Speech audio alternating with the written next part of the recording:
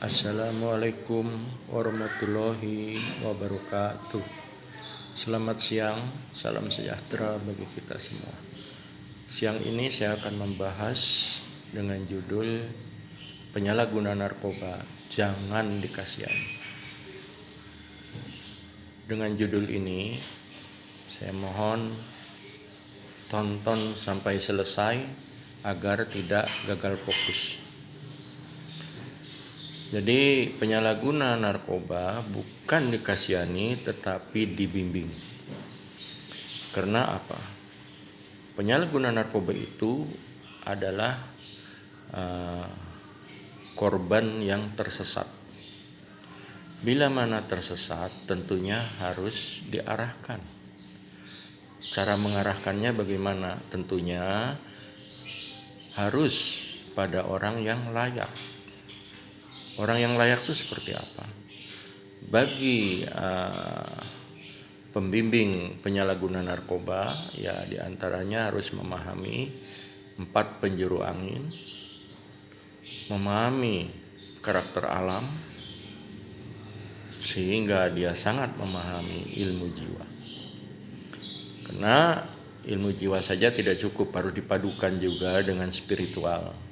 Spiritual itu diantaranya ada ilmu sufi, ilmu marifat dan sebagainya.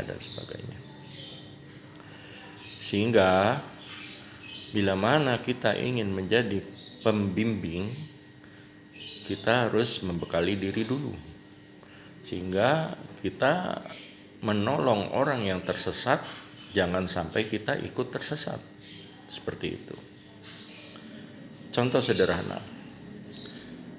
Bicara alam, ada banyak alam, rahasia alam yang kita ketahui semua. Namun kita kurang perhatian. Contoh, ada yang tahu? Ya, contoh pelangi.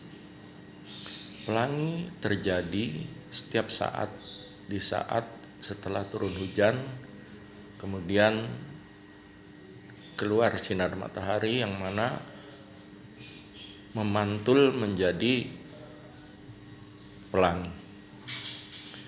Di pelangi itu ada rahasia alam yang menunjukkan bahwa keluar 7 warna. 7 warna itu adalah warna dasar. Ada yang tahu berapa warna dasar? Ya, betul.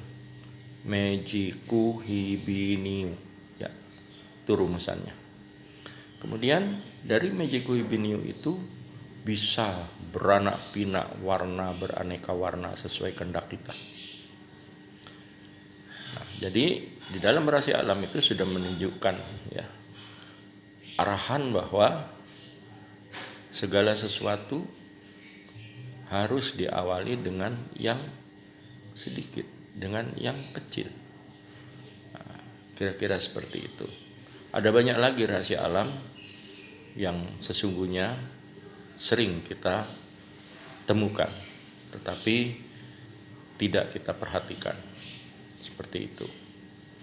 Jadi sebagai penggiat P4GN yang ingin menjadi pembimbing bagi penyalahguna, itu harus betul-betul memahami ya hal-hal yang saya sebutkan di awal tadi. Seperti itu. Karena kita menolong orang yang tersesat itu, contoh seperti di hutan, dia menjadi bingung karena harus kemana. Di sana sini banyak pohon, semak belukar, kemudian binatang buas, tidak ada petunjuk untuk keluar. Nah, saat itulah para pembimbing hadir menolong yang tersesat itu seperti seakan-akan di dalam hutan belantara keluar dari hutan tersebut. Seperti itu. Jadi para penyalahguna itu bukan dikasihani tetapi dibimbing, dikasih arah jalan yang benar, kembali kepada yang seharusnya. Seperti itu. Karena ya mereka juga sama sebagai masyarakat, sebagai muda-mudi, sebagai bapak ibu, yang mana mereka juga sesungguhnya tidak ingin menjadi penyalahguna. Tetapi ya karena sudah terjadi, ya maka dari itu kita harus memahami hal-hal tersebut. Yang kita katakan korban itu harus terpanggil untuk menyelamatkan.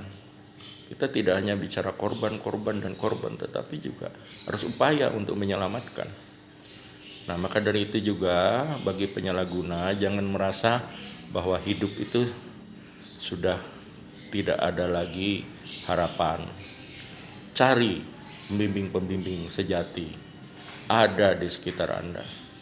Cari tahu bila mana Anda ingin betul-betul seperti yang saya katakan di video terdahulu, bahwa niat berobat tobat, ya jalannya cari pembimbing. Tidak mungkin Anda bisa lakukan itu sendiri, seperti itu. Ya, maka dari itu kesempatan masih banyak. Tidak usah merasa putus asa, ya, karena kalian yang sudah sebagai penyalahguna itu masih punya ruang di negeri ini, masih punya kesempatan untuk berkarya, masih punya kesempatan untuk menjadi tokoh. Yang saya katakan di video yang lalu, bahwa syarat untuk menjadi tokoh itu ya harus diantaranya bisa menyelesaikan masalah tanpa masalah, seperti itu.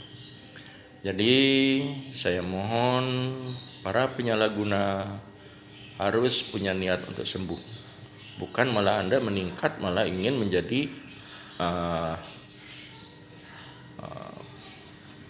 sebagai pengedar, ya.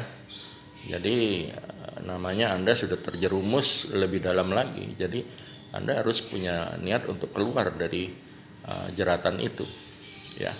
Walaupun memang ilustrasinya orang yang sebagai penyalahguna itu seperti ikan kena mata pancing. Jadi saat Anda sudah memakan pancing tersebut, Anda bergerak makin sakit dan makin sakit. Tetapi lebih baik sakit sekarang daripada sakit nanti. Karena penyalahguna itu pilihan tinggal 3, hanya 3, tidak bisa yang lain. Yaitu diantaranya ada yang tahu?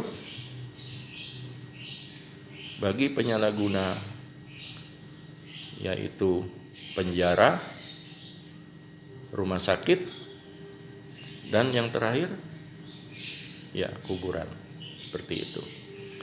Jadi dalam kesempatan ini saya mohon kesempatan yang singkat ini pergunakan sebaik-baiknya, ya. Segera niat berobat tobat dengan mencari penyelamat sebagai pembimbing Anda. Sekian pencerahan saya siang ini, kurang lebihnya mohon maaf. Wabillahi taufiq wal hidayah. Assalamualaikum warahmatullahi wabarakatuh. Salam Indonesia, NKRI harga mati.